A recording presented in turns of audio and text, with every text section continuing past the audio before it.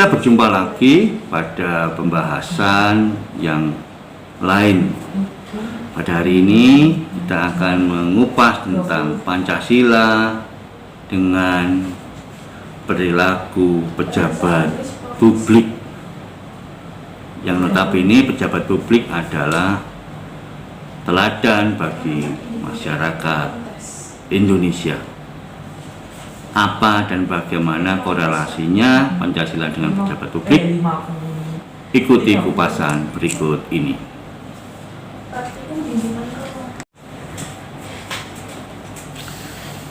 Pancasila dalam perbuatan, bukan dalam perkataan. Sumber editorial Media Indonesia 1 Juni 2022.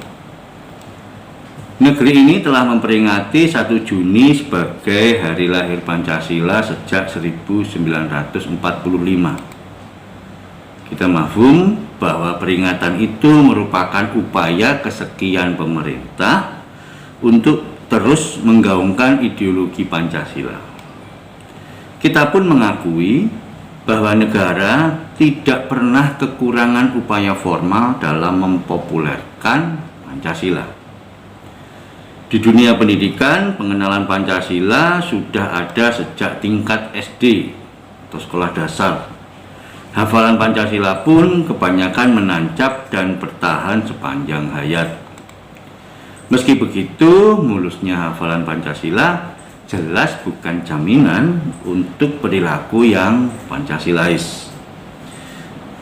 Ironi itu bahkan jamak di kalangan pejabat negara dan tokoh publik.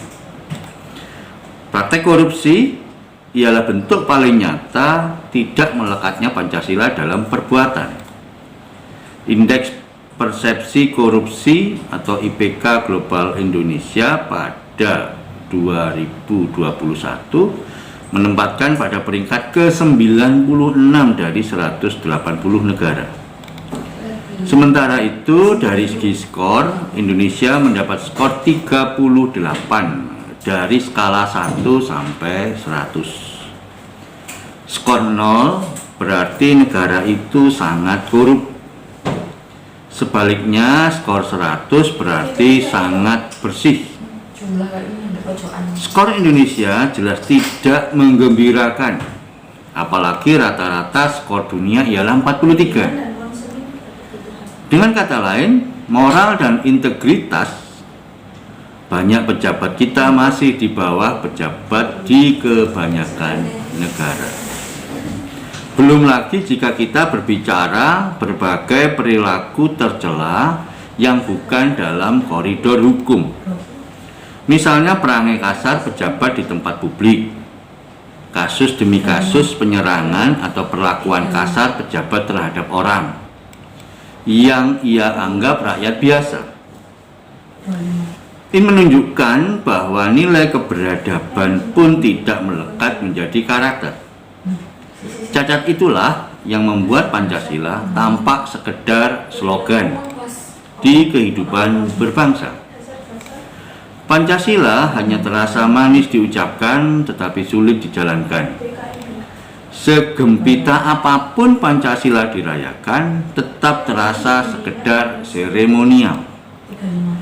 Tidak mengherankan, kelompok-kelompok yang berusaha menggoyang ideologi luhur itu pun tidak pernah kehabisan energi dan simpatisan.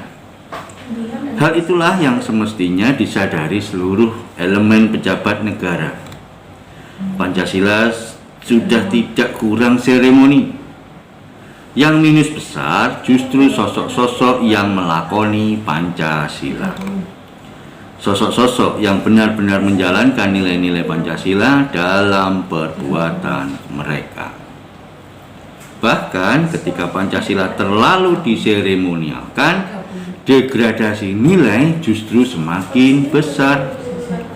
Pancasila tanpa sekedar dijadikan alat untuk memuluskan kekuasaan. Itu disebabkan nilai-nilainya tidak dijalankan sebagai suatu kesatuan, tetapi dipecah-pecah bergantung pada kebutuhan. Contohnya ialah kampanye-kampanye toleransi. Sementara di sisi lain, keadilan dan kemanusiaan tidak ditegakkan setara. Sekali lagi, keteladanan melakoni Pancasila lah yang saat ini paling dibutuhkan.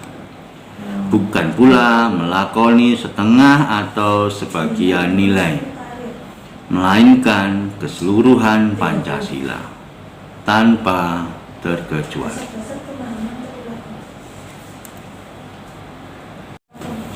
Itu tadi kupasan korelasi antara Pancasila dan pejabat publik. Semoga kupasan-kupasan tersebut memberikan perspektif yang lebih luas di mana korelasi Pancasila dengan pejabat publik, keprihatinan apa yang dimunculkan dalam ulasan tersebut. Semoga memberi penguatan kepada seluruh rakyat Indonesia, seluruh warga negara Indonesia dalam menegakkan, mengimplementasikan nilai Pancasila dalam kehidupan sehari-hari, khususnya bagi pejabat publik. Salam Nusantara.